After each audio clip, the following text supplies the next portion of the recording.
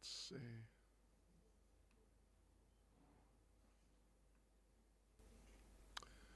So we are, somewhere. We are somewhere. Right. We're in volume 4. Wow. Yes. No, we're not. Yes, we are. No, we're not. Yes, we are. Indeed. Okay. We're in volume 4. Chapter 32. India dancing white elephants.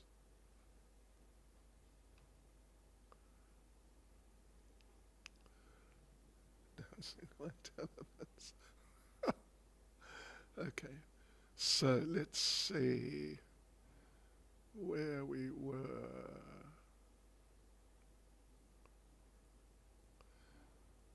All right. I think we're here. Right. Nama Om Vishnupadaya Krishna Prestaya Bhutale Shrimati Bhaktivedanta Swaminiti Namane Namaste Saraswati Deve Gauravani Pracharne Nirvisheshunyavadi Pastya Chadeshtarne Sri Krishna Chaitanya Pramanichananda Sri Advaita Gadadha Shivas Adi Gaura Bhaktivinoda Hare Krishna, Krishna Krishna, Hare Hare, Hare Rama, Rama Rama, Hare Hare, Vanchakapatarubhyascha Kripa Sindhubhyevacha, Patitanam Pavanebhyo Vaishnavebhyo Namo Namah. Srila Prabhupada's in Calcutta. Calcutta was in political turmoil. A group of communist terrorists, the Naxalites, had been rioting, murdering prominent businessmen, and threatening the lives of many others. Many wealthy Marwari industrialists were leaving the city for Delhi and Bombay. Aside from the terrorists, Bengali college students were growing unruly. But the older people of West Bengal, comprising most of Prabhupada's visitors, were alarmed by the violence and unrest. The only shelter Prabhupada told them was Krishna. People, so he's writing to someone, it seems. People are in very much perturbed condition. All of them are expecting me to do something for ameliorating the situation. But I'm simply advising them to chant Hare Krishna, because this transcendental sound is the only panacea for all material diseases.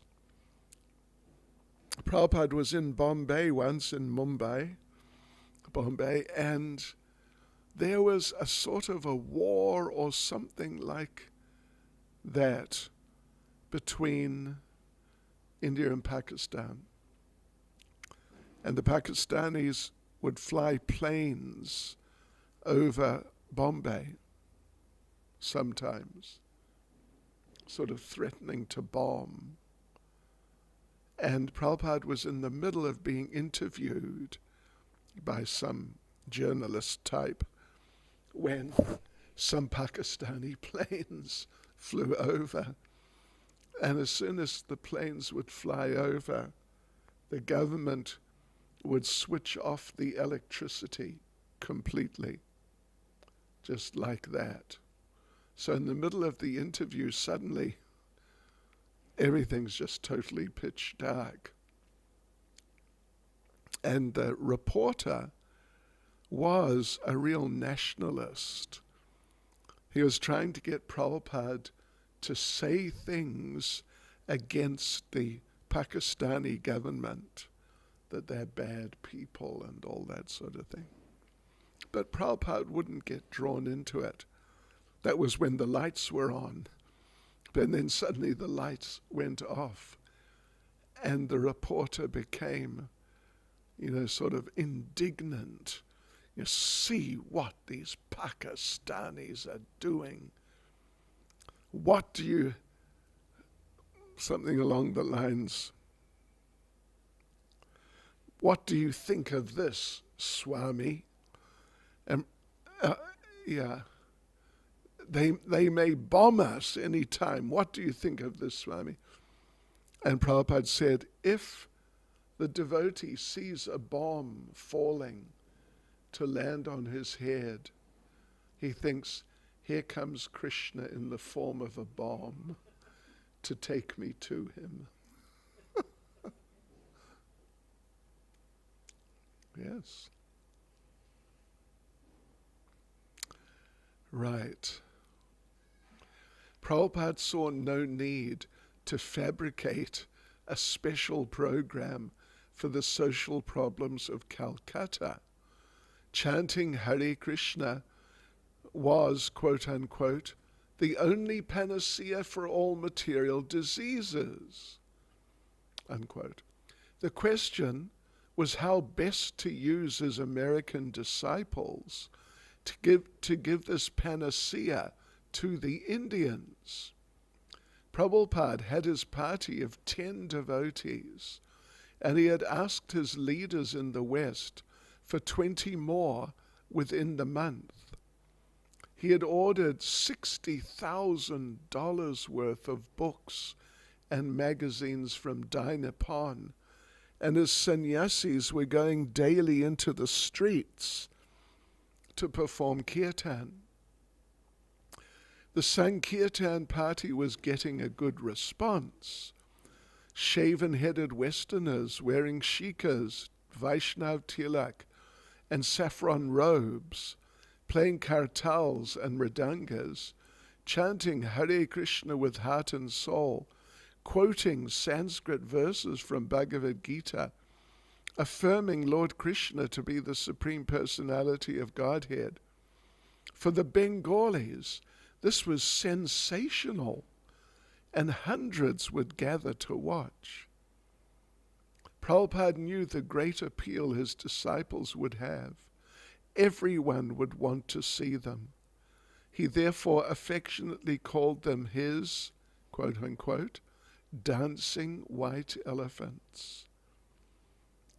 These same devotees who had grown to love chanting Hare Krishna in the streets of San Francisco, Los Angeles, and New York were now going into an exhausting heat never encountered in America, and chanting on Dalhousie Square for several hours daily.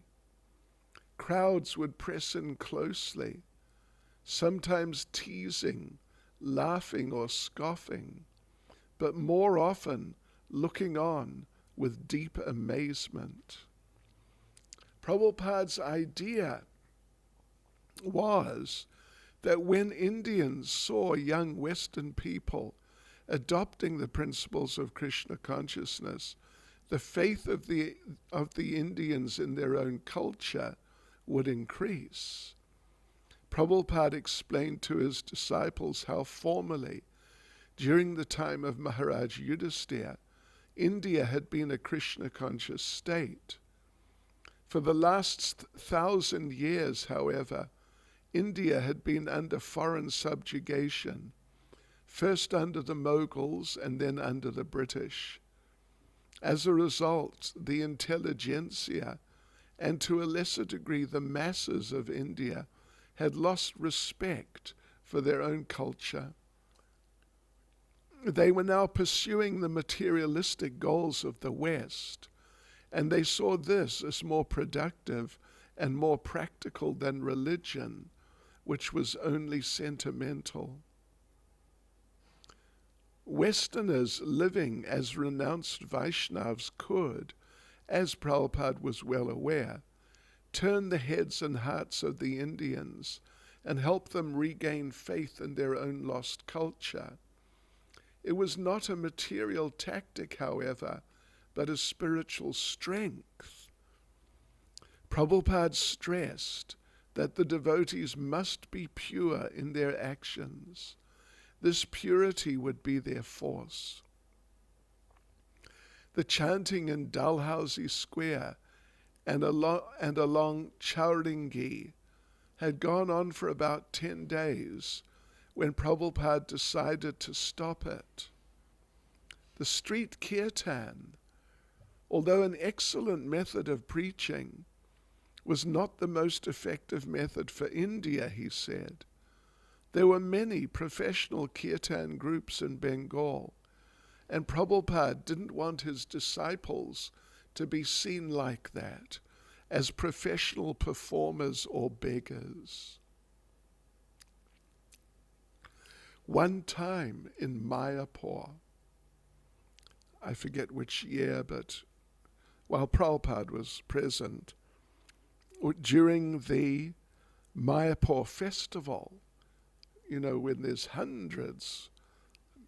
many hundreds of devotees there, the devotees somehow organized a kirtan competition with professional kirtan, all different kirtan groups, including professional kirtan groups. And, some of these people, they're really extreme. They imitate a mood of separation, and they scream and cry and wail and roll, and it's extreme. It's really extreme. And Prabhupada was up in his room, and he heard this for a while, and there were some of our devotees in the competition, but then some of these way out people started. And Prabhupada asked his servant, "Who is the Rakshasa singing?" That's extreme, yeah. I've seen a few. Not so dramatic. Right.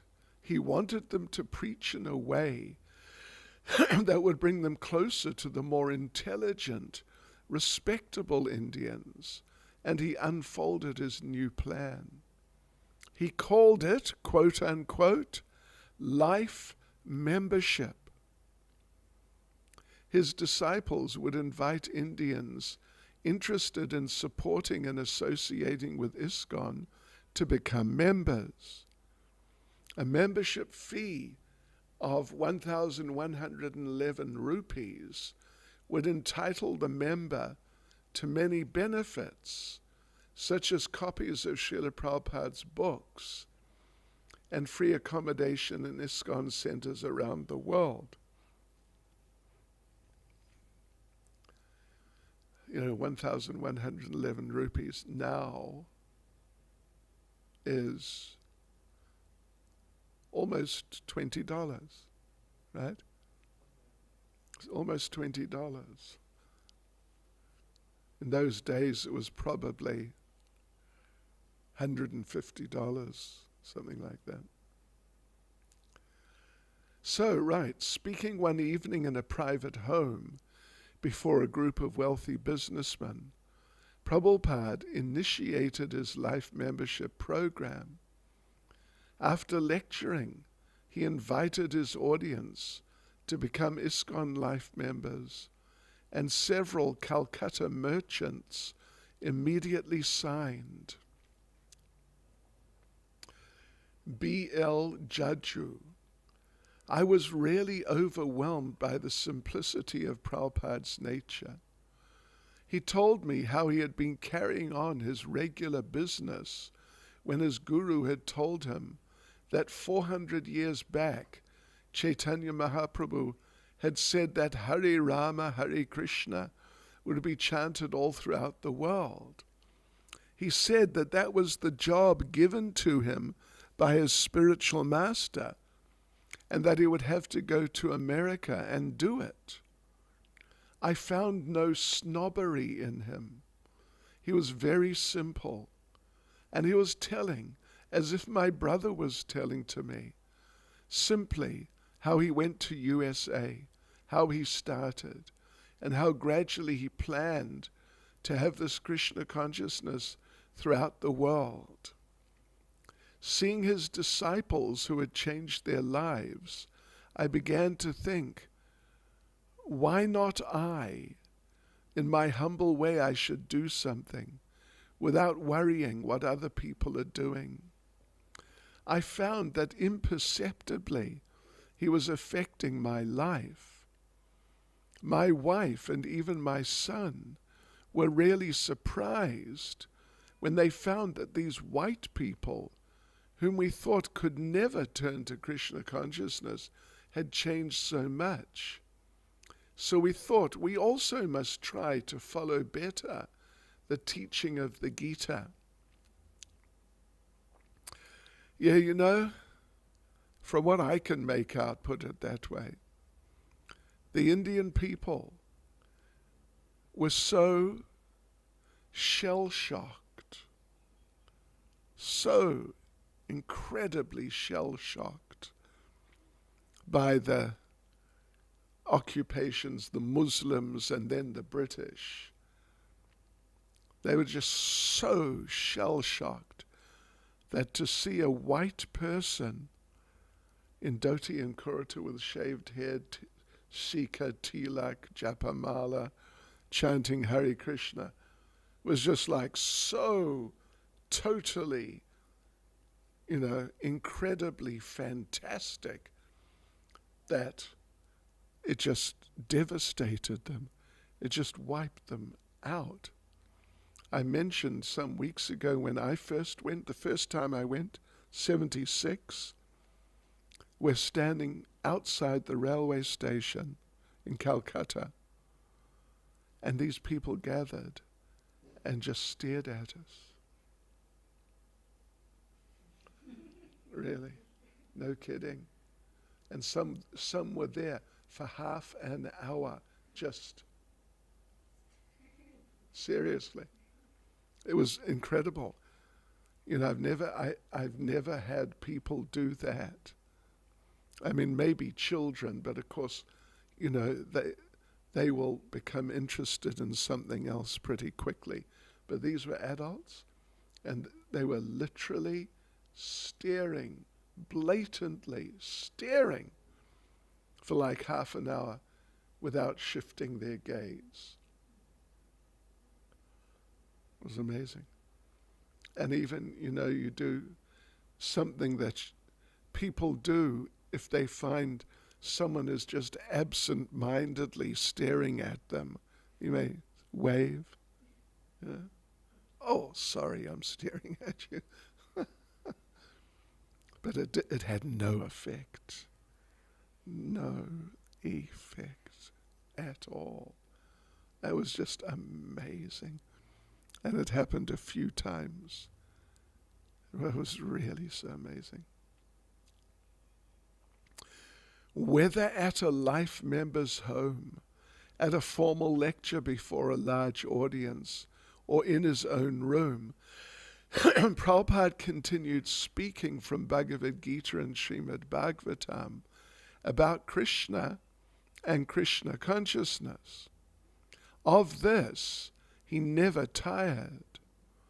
A guest would ask a question, and Prabhupada would begin his answer by having one of his disciples read a relevant verse from the Gita. Then he would explain it. If the guest was unsubmissive and wanted to challenge, Prabhupada would argue. Sitting at his low desk, occasionally drinking water from his lota, Prabhupada would talk hour after hour. The temperature rose to 100 degrees Fahrenheit. It's 38 or so. And as Prabhupada sat in his room preaching, he wore no shirt, only a simple top cloth, which left his arms, shoulders, and part of his chest bare.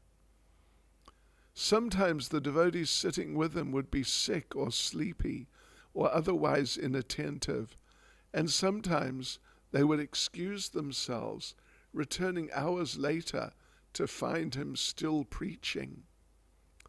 Guests also came and went.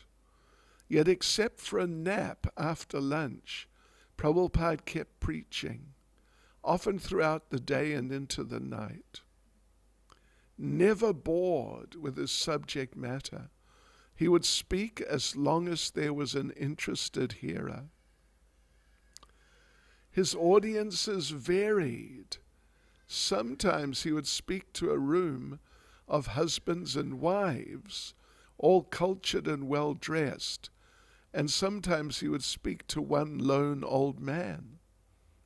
Sometimes his audience listened quietly or argued, or even when appreciating, showed their misunderstanding. You know, we had in Cape Town years ago, really years ago, they had Ramanand Sagar's Ramayan television serial on DVD or on video cassette or something. And I remember one day I was there just, sort of watching, but just looking at a little. And there was Lord Ram. He's in exile in the forest. And now he's meeting with some sages. Yeah, some sages in a cave or some, sage place. And the sage, one of the sages, is preaching to Lord Ram, and Lord Ram is nodding, and yes, he's taking it all in. And then one of the sages says, yes, and it is all one. Everything is God. I am God. You are God. Everything, everyone is God. And Lord Ram is sitting there going, yeah. Really, I tell you. When I saw that, I thought, oh no, Ramanand Sagar. So much misunderstanding. So much misunderstanding. It's amazing. Right. Sometimes a guest would ask him why he criticized Bengal's reputed saints and politicians, and he would explain on the basis of Bhagavad Gita that the real sadhu always glorifies Krishna. Prabhupada often related his preaching to events of particular interest to his audience, such as Calcutta's political unrest or the downfall of Vedic culture. Yet his concern for local affairs was only the practical necessity of the moment, for he was beyond India. He was thinking of people, places, and activities all around the world. In answering his letters, he would deeply ponder matters in England, Australia, Hawaii, or even New Vrindavan. And beyond this, he would always be thinking of Krishna. He wanted to glorify Krishna throughout the world. India happened to be his present field. The devotees in India had the privilege of closely observing Prabhupada in his preaching. His superior tolerance and kindness both inspired them and by contrast exposed to them their own inadequacies. As newcomers to India, The devotees were still greatly involved with the practical affairs of living in Calcutta. Calcutta, wow. Anyway, that's a bit of a place.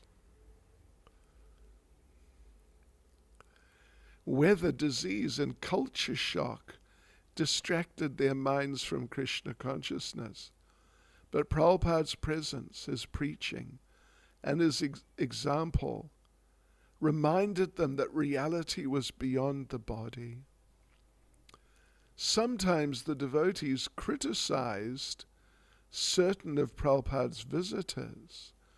They met Indians who sat with Prabhupada and presented a facade of godliness, but who later smoked cigarettes and showed other signs of low character.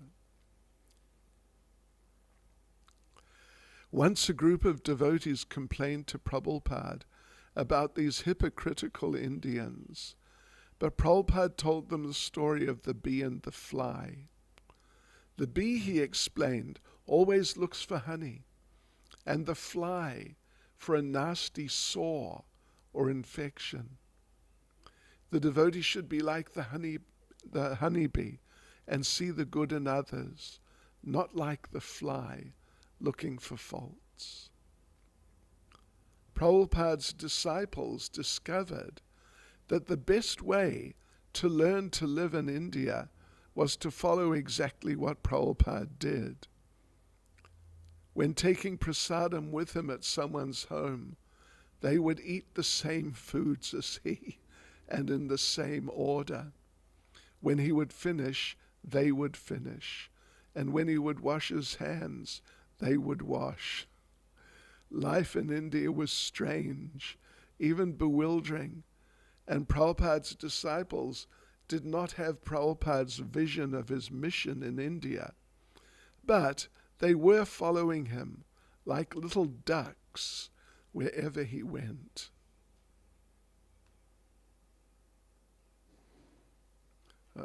Just a sec. Right.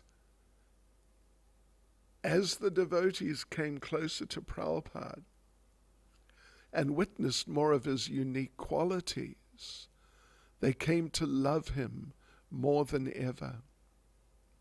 Sitting in his room on a white cushion and leaning back on the white bolster, Prabhupada appeared golden-hued and regal, despite his simple surroundings. The devotees could see that he was unaffected by his surroundings, whether in Los Angeles, where he had lived comfortably and amid opulence, or in Calcutta. He was at home in India, but he was not just another Indian, not even just another Indian sadhu. He was unique, and he was theirs.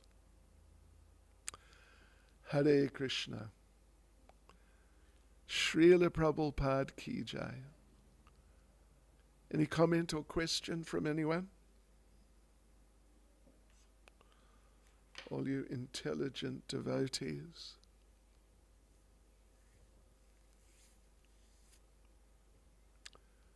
Talia, a question? Comment? Pushpa, Devi? Ravindra Swarup Prabhu? Okay.